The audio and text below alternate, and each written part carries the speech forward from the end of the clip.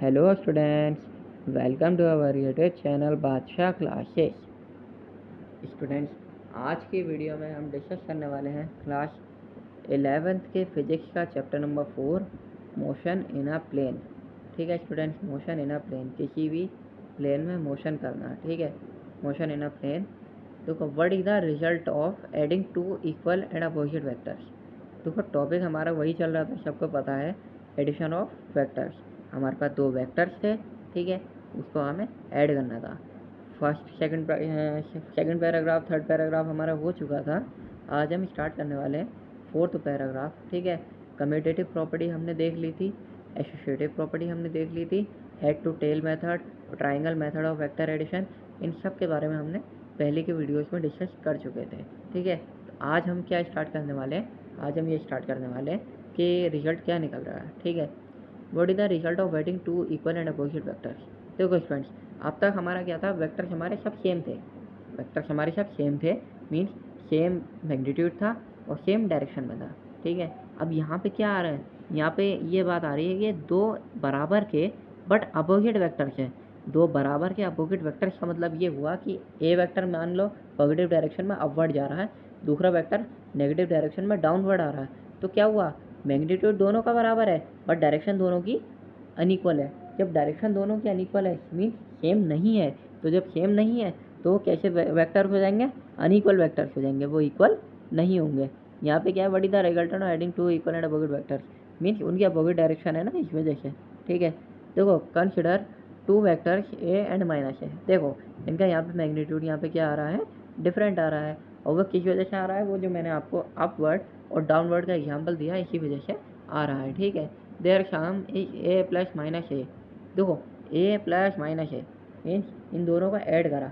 अब क्या है, देखो प्लस माइनस क्या होता है हमें पता है, मल्टीप्लाई में प्लस माइनस क्या होता है, माइनस होता है।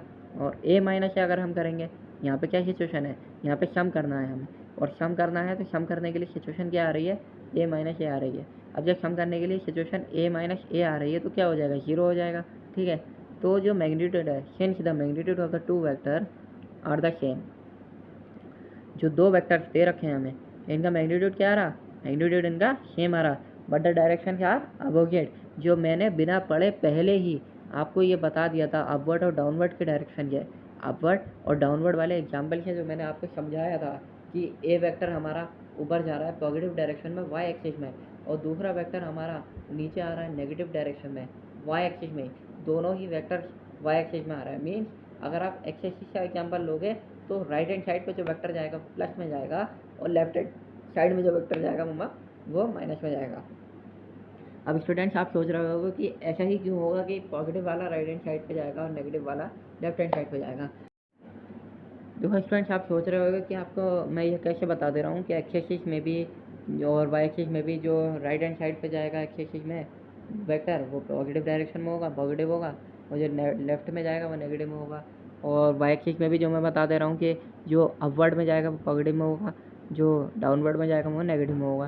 तो स्टूडेंट सीधी सी बात तो ये है, ऐसा इसलिए होगा क्योंकि जो हमने कार्टेशियन प्लेन होता है हमारा, कार्टेशियन प्लेन जो होता है हमारा, X axis, Y axis, Z axis, जो कि हमने क्लास 9th की मैथ्स में स्टार्टिंग में ही पढ़ लिया था। ठीक है, तो कार्टेशियन प्लेन जो होता है स्टूडेंट हमारा, कार्टेशियन प्लेन हम उसी के अकॉर्डिंग मैंने आपको ये बताया। कार्टेशियन प्लेन में क्या होता है, एक्स एक्सिस डायरेक्शन में राइट हैंड साइड पर पॉजिटिव में वैल्यू होती है और लेफ्ट हैंड साइड में नेगेटिव में वैल्यू होती हैं, और वाई एक्सिस में क्या होता है, अपवर्ड डायरेक्शन में पॉजिटिव में वैल्यू होती हैं और डाउनवर्ड डायरेक्शन में नेगेटिव में वैल्यू होती हैं।